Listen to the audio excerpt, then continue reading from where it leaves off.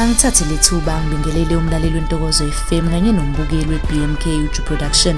Igama lami uNolwazi uphilile wakaGadebe. Namhlanje iqembu lezepolitiki kwaZulu Natal Democratic Alliance lihambele indawo yasePine Town eTonwood kwaDimba lapho kunezakhamizi ezaba izisulu zezikhukhula zangonyaka ka2022 ezazisuka eBellington eThekwini. Lezi zakhamuzi zathuthwa umasipala weTheku wazifaka kulezi zindlu ethi okwesikhashana ngesethembiso sokuzakhela izindlu ezintsha endaweni yaseKonopia. Intatheli yentokozo FM uNtombenhle wakwaSoni obesendaweni yesigameko uyabika. Asibingelele kumlaleli wentokozo FM, sibingelele nakumlaleli ekhaya kuphi nakuphi la kufinyelela khona umsakazo. Sisho ke nakanjani ukuthi namhlanje sila endaweni yakadimba eTonwood ngaphansi kwasePine Town. Indawo ke le esikuyona ila kwathuthelwa khona izakhamuzi ezayihlala eBellington ngomnyaka u2022 mhla kuneyikhukhula ke eThekwini.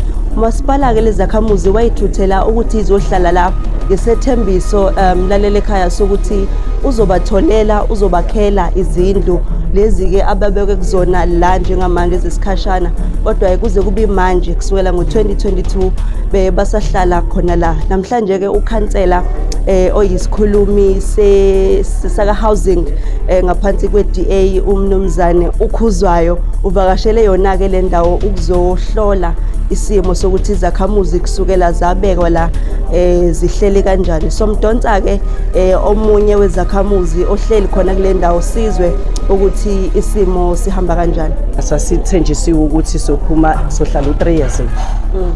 Emveni kwaloko abantu bebeloko besivakashela beza bezosibheka akusezimuntu.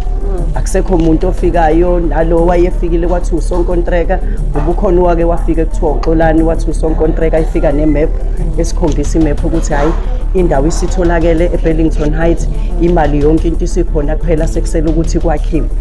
Umuntu ohamba ozobuya ngoJune after 6 months ezositshela ifeedback. Mesizama ukumfonela naye asimtholi, asaka SMS kangakuthi omunye uzawethu useke waya khona ka disaster kuwena eXolani loyo eyofuna ukwazi ukuthi iway forward ithini ngoba phela asazi lutho. Wangamthola wangabuyela futhi nakuthina, so sasisibona ukuthi no asithathe inyathelo sicela umuntu ukuthi akazama ukuthi asisize sazi ukuthi kwenzakalani ngoba siyabona kwezinye indawo bagcina bengasarenteliwe bekhishiwe beziswe kwezinye indawo njengoba nathi nje sinabanye abakhishwe edrobheni balethwa la kuthina ngenxa ukuthi bengasarentela. Siyasaba ukuthi nathi kuzokwenzakalani kuthina ngoba kuthulekile akekho umuntu ozayo kuthina, akekho umuntu ositshena lutho, asazi ukuthi kwenzakalani. Kunzima kakhulu sisi. Ukhansela njobela uthini kimi? Ukhansela naye usithembisa ukuthi uzokuhamba yosibuzela kwabangaphambili ukuthi kwenzakalani. Ngoba naye akanalo ulwazi, kodwa yena uyazi ukuthi silana neminyango futhi uyazi yonke iminyango ekhona, uyazi ukuthi sikhona la. Kodwa way forward ngathi akwaziwa noma sesakhelwe noma sikakakhelwa noma siyahamba noma sihamba nini, akekho umuntu onolwazi ngoba naye usithembisile ukuthi usazoyosibuzela ukuthi kwenzakalani ngathi. Ngoba sesisithi isikhathi sihleli njengoba kuJanuary nje manje okafolo unyaka esokuqalayo sila siphumile ehholo sesila shuthi mise ngibala nalo sihlale ehholo ingaphezulu kwa5.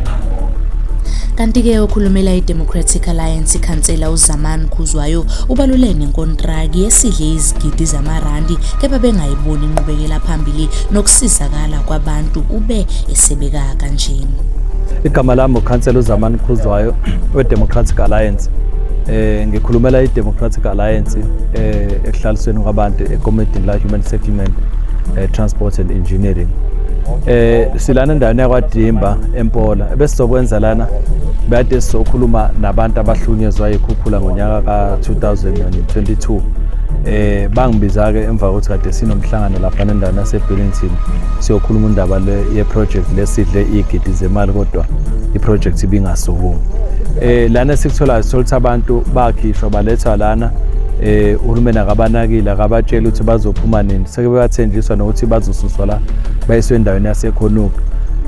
Nokukholelwa ukuthi kwakwangamaMpunge njengoba eKonopia imakusaqala kusenzwa igroundwork, so babengeke ayingekho indlela ukuthi babengangena ngonyaka odlule ngoDisemba. Kanti uphinde waqhubeka eveza ukuthi beyiqembu leDemocratic Alliance sebehambe bafikaphi nalolu daba futhi bathathe ziphi izinyathelo ukweseka lo mphakathi.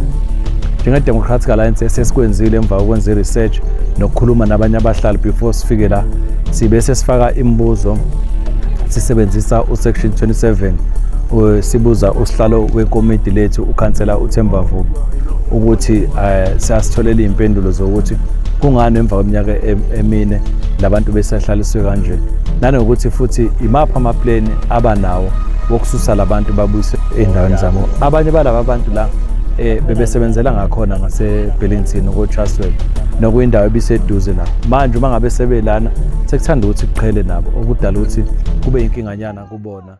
Sizohlabela phambili ngodaba oluthi abahlali baseColdmore Informal Settlement eSeaview banhliziyo zotha ubomvu mayelana nesimo senhlalo abaphila ngaphansi kwaso kuyo le ndawo sokwakha phezu kwamathuna.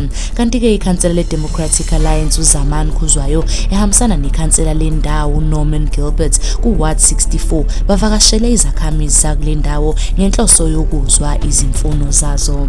My name is Norman Gilbert. I'm the Ward Councillor of Ward 64, which encompasses a little bit of Seaview. This is the Coldmore Informal Settlement, which is part of Seaview. And we're here today because I decided that in the living conditions of Coldmore Informal has to come to a stop. So in 2026, I want to shine as bright a spotlight on this community as possible. Kanti-ke uqhube wathi ukuvakashela kwabo le ndawo ukuzomvulela abantu ngesimo sakule wadi. So we've come here today so that we can have the media down and people can see what the conditions are. This is probably one of the original settlements. It's been here since the early 1990s. So the city can't say they weren't aware that this settlement is here. They know that the settlement is here. They provide these toilets behind me, of which there's only 14 or 15, and that's got to service over 2,000 people. They've provided one stand pipe tap. Again, we have one tap in a community of 2,500 people. This is not acceptable in today's era. And then we stand below a spider's web of illegal electrical cables that, should they fall to the ground, are live, and you would understand what the ramifications of that are. So my appeal today is to get this message out, bring attention to Coldmore Informal, let people see and understand the conditions that these people are living in so that we can improve their lives. There are short-term fixes here, building proper ablution facilities, proper toilets, proper showers, bring more water, and then put in a permanent and safe electrical infrastructure, so that the people can at least have that going for them. They can put lights up, which would improve the security within the settlement. The medium term is to find a piece of ground that we can build and then relocate these people, primarily because, and maybe a little known fact, but parts of the settlement are actually built on top of gravestones and a graveyard. So this is a challenge for us, and this is one of the reasons why I'm appealing to the city to take Coldmore Informal and place it at the top of your priority list of settlements that need to be fixed. Khona manjalo izakhamuzi zakule wadi nazo zwakalise ukungenami kwazo ngale ndawo eziphila kuyo kanye nensakavukela yokuvakashelwa abantu abehlukene kepha bajike bengalithola usizo nosekuyinto edala ukuthi bathukuthele bagane unwabo bengumphakathi. Ndino 31 years ngihlala la.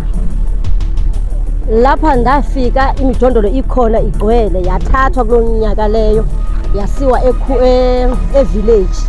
Sasala ke thina sisala esizathini sokuthi omastand abasixelelanga ukuthi le ndlu ohlala kuyo bisenomuntu obhaliswe kuyena. Sasala ngalondlela until now basisahleli apho. So sihleli apho kunzima sihlele imijondolo siwola zesihlahla impilo ayikho kahle sihlele emathuneni nje bane sibona nje ungathi ungayanga pha ngemuva abantu bokhema bahlele emathuneni ayompilo leyo siphilayo. Ndiyazi sithetha imihla nezolo kufika intatheni sithetha ngendaba le ndawo kodwa alukho uncedo sincedwa ngalo. Naba sithetha nabo sothetha nabo namhlanje babe ngathi ngabantu abazosinceda bangasincedi siphinde sishiyeke sihleli apha. Ikhansela ziyatshintsha zisishiya sisahleli apha asathanda uhlala apha nathi safuna ukuthini ukuya kwindawo ezi right abantwana bethu bafunda nzima kwizikolo zabelungu. Asikwazi ukukhona ukuba sibhatale imali ezikolweni zabelungu ngoba asisebenzi. Siyacela kumkhandlu weTheku mawusibonele indawo yokuhlala. Sicela izindlu zomxhaso. Ukuhlala emathuneni akusona isimo eziright kodwa ke phansi kwesimo siphila phansi kwaso indaba ukuthi asinamatoho akho lapho sitohoza khona sabona ukuthi safika kunabantu vele ababakhile la so nathi sakha khona. Ukuhlushwa ke izinto mhlawumbe njengokuba wamathuna ukuhlushwa izinto ezifana nezibhoka asikaze sezibona. Kodwa nje impilo yona akuyo impilo engcono ukuhlala emathuneni njengoba nami ngeke ngivume futhi ekugcineni ukuthi uyohlala emathuneni asekhaya singacabani ngagcina kuliwe. So nje akukho mnandi. Kanti-ke intatheli yentokozo FM uNtombendle wakwaSoni ophinde wavakashela le ndawo uyabika. Sisendaweni yesibili eCodmore Informal Settlement eSeaview okuyilapho ke ikhansela le DA kuyona le ndawo ebezohlola khona isimo sabantu abahlala ngaphansi kwaso esingesihle neze njengoba ke la eduze kwami kunethuna okusho ukuthi ke indawo lezi noma ke imjondolo laba bakhe kuyona bahlala kuyona abanye bayakhele phezulu kwamathuna ngenxa yokuthi indawo zokwakha azikho. Isona simo ke lesi abahlala ngaphansi kwaso abanye ke bazalelwa khona la bakhulela khona la abathena ke mabechaza basho ukuthi iyona ndawo abangahlala yona yikhenye into nje abayibongayo ukuthi bayaphila nokuthi bayakwazi ukuvuka ekseni behambe boyosebenza basebenzele abantwana babo. Indabeni zeNtokozo FM nginguNtombendle Soni ngibika ngiseSeaview eCodmore Informal Settlement. Yilezi-ke besikuphathele zona osukwini lwanamhlanje. Khumbula-ke mbukeli ukusilandela kuzona zonke izinkundla zokuxhumana izindaba news. Nisale kahle.